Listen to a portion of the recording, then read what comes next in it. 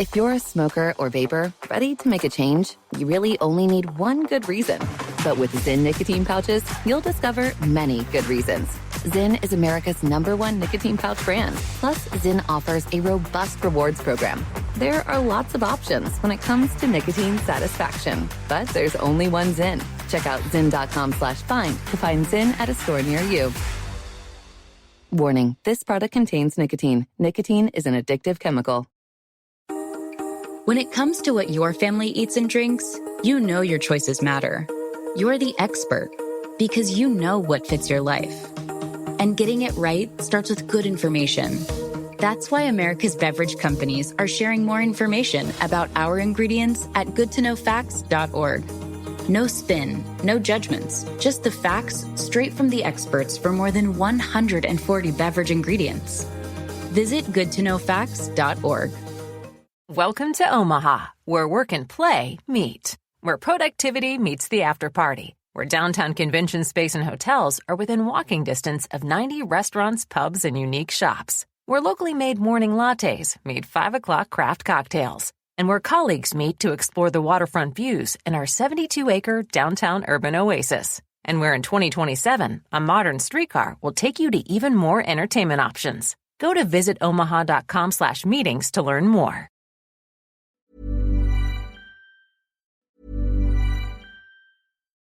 If you're a smoker or vapor, ready to make a change, you really only need one good reason. But with Zyn nicotine pouches, you'll discover many good reasons.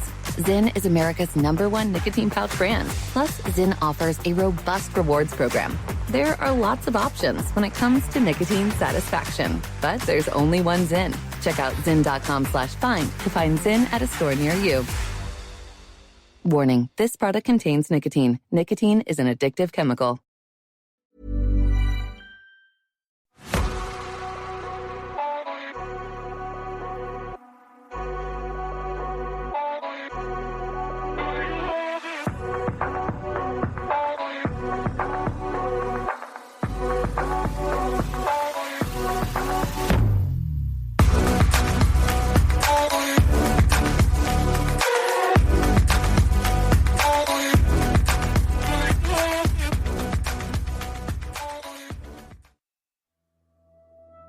Hello, I'm Sarah.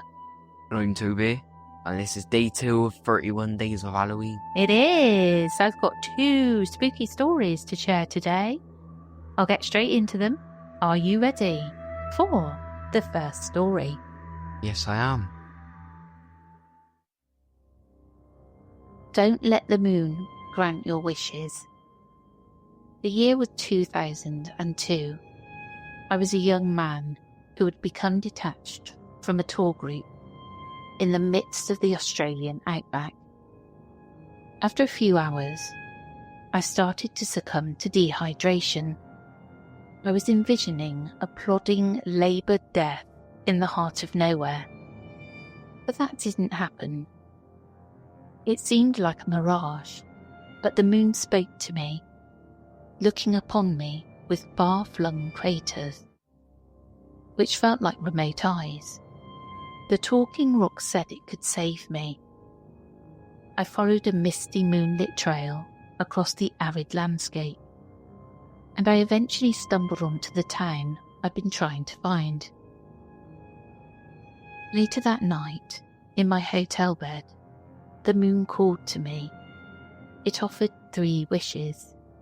I rushed to the window, confused as to how my replenished body, now fed and watered, could still be hallucinating. And yet, I somehow knew that it was real. I knew the moon had saved me from the desert. What do I have to lose by making some wishes to find out? So I wished for 3 things. 1, money. 2, safety. 3, health. The creature had many conditions, but I heeded the warnings from every story I'd ever been told about both genial and ghoulish genies. The moon made the parameters of its wish granting quite clear. No wishing for more wishes, no wishing for more wish granters. No wishing for things to give to other people. No wishing for anything that would contradict the laws of your natural realm. The ideal wishes seemed obvious. Money. More money than anyone could ever need. Obviously, I couldn't shower loved ones with wealth. I kept my job to support my family. I used the riches to support my own needs. There's always a catch with wishing. Becoming the wealthiest man on earth will make me a target. When I realised that, I had the idea for my second wish: safety. I was not asking for security beyond the laws of nature. I simply wanted assurance that my financial safety net, if it were ever discovered, would be protected. But what about security against the passage of time? I can't wish for immortality. I can employ the world's greatest doctors, of course, but that's not enough. Health. I specified to the moon that I was simply talking about safeguards, which would abide by the laws of nature. For example, if I had a genetic proclivity toward developing certain diseases, either physical or mental, perhaps the wish granter could provide a cure. Perhaps the moon would simply conjure a cure for every ailment that could ever face a human being. The rock conceded that, even if there were no current cure for certain illnesses, it could provide a solution for every health problem that might befall a human being. The moon couldn't make me live forever, but it could ensure that I live for an absurdly long time. I thought I'd covered all the bases. I truly believed I'd outsmarted some sort of deity. I was a fool. I never should have made any wishes. But I certainly shouldn't have made the third wish. 20 years after my Australian encounter, my wealthy and healthy life took a sour turn. The moon ensured that there would always be a cure in place for any ailment I would face. It had abolished my mental illness thanks to a wondrous pill that I wasn't permitted to share with others. So, this November, I wasn't fazed when my doctor gave a harrowing diagnosis. Congestive heart failure, the woman tentatively said. Not to worry, I thought.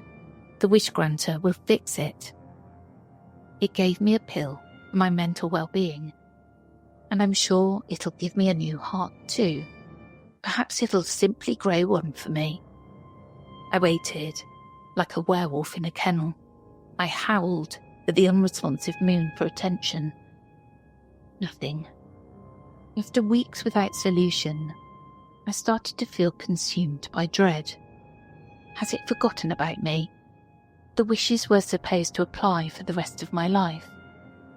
Then, one night, the moon arrived.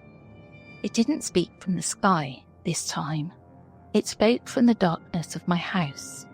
A floorboard groaned in the far corner of the living room, heart thumping rhythmically against my rib cage. I found myself staring into the depths of my lounge's darkest corner. Something was watching me. The direful creature I hadn't seen for 20 years. It had no eyes or discernible shape, but it had awful white lips, which glowed like a deformed moon in the night sky. Fear gripped me. It's you, I croaked. I am sorry, the creature wheezed. You do not have much time. There's a waiting list for heart transplants, but I thought you'd have some means of speeding things up, I replied, trembling at the hidden thing in the corner of my room. Yes, I must grant your desire. It's my only purpose. The moon mouth maliciously whispered. A wish is a contract. I will find a heart for you. Before the creature evaporated, its white, lifeless lips curled upwards into a malevolent grin. The almost human expression filled me with a feeling of terror, which cannot sufficiently translate to words. Suddenly, I realised the dread in my heart was more than dread. Oh heck, I thought as I clutched my chest. It's happening. An invisible blade twisted into my heart, and I felt my body seize. Blackness swallowed my surroundings. My vision faded. Just one more time. I remember thinking, let me see Wendy and Maisie one more time. When I woke, I was in a hospital room. My chest felt light. It was the healthiest I'd felt in weeks. Wendy was sitting at my bedside, tears flooding her vacant eyes, and a smile was forcefully painted on her pale face. "You're awake," my wife whispered. I smiled. "Hello, sweetheart. I must have given you a scare." "I feel much better now, though." She sobbed and squeezed my hand with tremendous strength. There was love in that squeeze, but there was also rage, inconsolable rage. "They did it, honey. They gave you. You," she moaned like a wounded animal. "You have a new heart." That explained the lightness in my chest. But it didn't explain the fear on my wife's face. Her agonized expression haunted me. Why is she so distraught? I wondered, shuddering. "Wendy," I whispered. "What's—" "Maisie," my wife interrupted, now bawling. "This evening, she was in an accident. She didn't." Wendy didn't need to finish any of her sentences. I knew what had happened to our daughter. I knew whose heart was in my chest. I knew what the moon had done to grant my wish.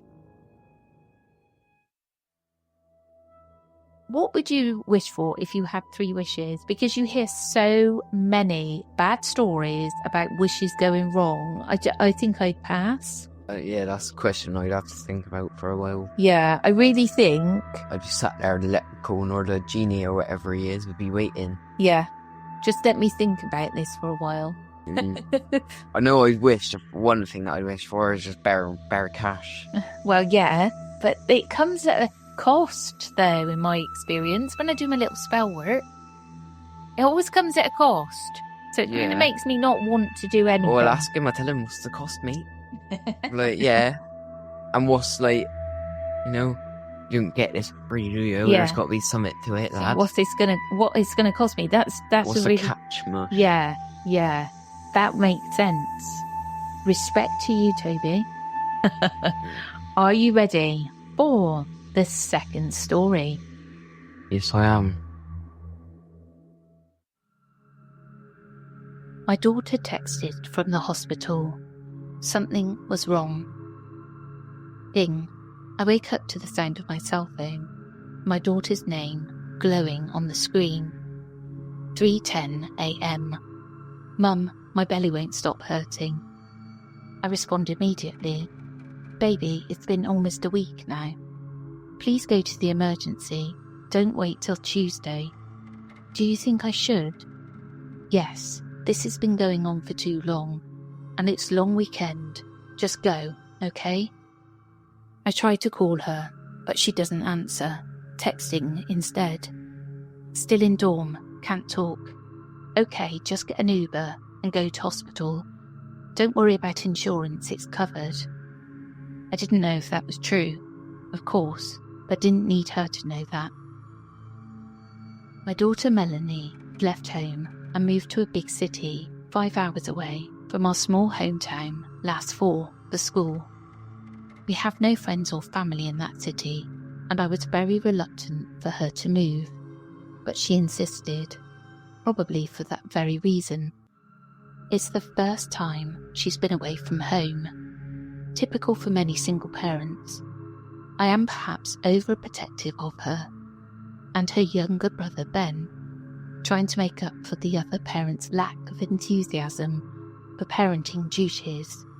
but she never had to deal with any hardship or illness by herself before. But my insistence for her to go to emergency wasn't about being overprotective. She'd been complaining about this for several days now, and she's usually an active, healthy girl. I barely hear from her during the week, often having to call and text several times before I get an answer about how busy she is.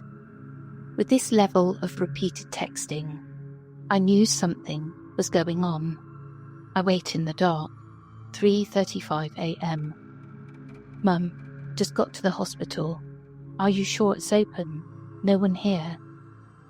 Okay, find emergency. It has to be open. Ugh, this place is so creepy. It's just a hospital, baby. Did you find the reception for emergency? 4:05. Mum, I swear I've been walking around these corridors for hours. There's no one here and my belly hurts. I'm going back to dorm and try to get some sleep. I tried calling, but she wouldn't answer. Baby, answer your phone, please. Find the emergency. Then her response flashed on my cell phone. No one here except dead people. The maternal anxiety gnawing my insides instantly burst into flames, replaced by a sharp sense of dread and terror as I had never experienced in my life. I jumped out of bed and began changing frantically into my outdoor clothes. Never mind that. I had to be at work in a few hours, or Ben was still in bed and would need breakfast before being sent to school. I knew I had to get to that hospital as soon as I could. 4:25 a.m. On my way, Melanie. I'm just leaving home right now. Be there by 10. Can you call a friend to come get you? No answer. I called as I drove out towards the highway. Again, no answer. 5 a.m. Her text flashes on the car screen. Don't come here, Mum, please. Ben still needs you. I love you. I barked her name at the hands-free, desperately trying to call her as I punched the hospital's location into the GPS, but she never answered. Tears streaming down my face, accelerating through the highway. I called 911, gasping that my daughter is in danger, at the general hospital, hundreds of miles away. I barely escaped crashing into oncoming cars as headlights rushed towards me in the dark, honking furiously away in the night. I tried calling a few more times during the drive, but I gave up. Eventually, I swerved into the parking lot of the hospital. I'll never know how I made it there alive. 10:17 a.m. Baby, I'm here at the hospital. Are you here? No response. The hospital looks normal under the morning sun. A steady stream of visitors and patients flowing in and out. Ambulances dotted here and there. I think about trying to go in and see if they have a record of her, but I realise it would probably be pointless as they wouldn't share anything with me. Some instinct tells me to leave the hospital and go to her dorm. As I pulled up, I spotted her coming down the steps. She looked lovely, glowing with health and youthfulness. Her thick chestnut hair gleaming in the sunshine. I cried out, leapt out of the car and rushed towards her, tugging her so hard I fear her bones will break. Mum, what the hell? What are you doing here? She pulled away, surprise and confusion filling her dark eyes, completely eclipsing any pleasure she may have had on seeing me. Your stomach ache? I thought you were at the hospital. I babbled, my confusion also growing. What? That was just my pre-period cramps. I'm sorry, I didn't mean to get you to drive here. I got my period last night. Why on earth would you think I'm at the hospital? The dark confusion grew. I explained about the texts, pulling out my phone to show her. But there is nothing there. I tried to remember if I deleted her texts, but I can't. I don't want to ask her to show her text to me, and she doesn't offer to. The world crashed down around me. Confusion gave way to suspicion. In Melanie's vibrant face, "I have class, Mum. Gotta go. I don't know what the texts were. I'm sorry. Are you driving back?" I can't remember what I mumbled in response. Some friends are calling for her impatiently, and she ran off. I'm sitting alone in a motel room in the city. The nice police officer just left me, saying he won't be pressing charges for wasting police resources this time. I sit at my laptop, typing this out, hoping the writing exercise will give me clarity on what the hell happened. I can't fall asleep. I lie back, staring at the ceiling. Soon I realise I'm just waiting. Ding. 3:21 a.m. Mum, my stomach is hurting so much. What should I do?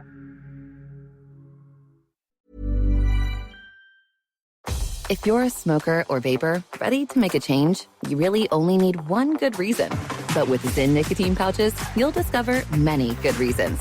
Zyn is America's #1 nicotine pouch brand. Plus, Zyn offers a robust rewards program. There are lots of options when it comes to nicotine satisfaction, but there's only one Zyn. Check out zyn.com/find to find Zyn at a store near you.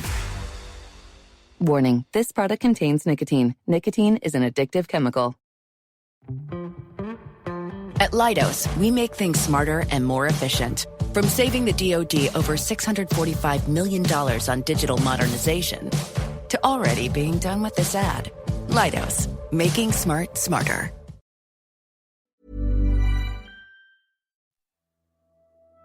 This story really creeped me out. I don't know if perhaps she did go to the hospital, the daughter, and was replaced, or something was trying to get the mum to the hospital at night so something bad could happen. But it just really creeped me out, this story. Someone's playing some games. Yeah, and then it starts happening again. It's like, but I know you're fine because it was just your period pains. Creepy, isn't it? Just like really uncomfortable and it's a bit scary. odd. Yeah, I love it. But that's the end of this episode. I hope you enjoyed and we'll catch up with you again soon. We will indeed. We will catch up with you again tomorrow. Take care, everyone. Goodbye.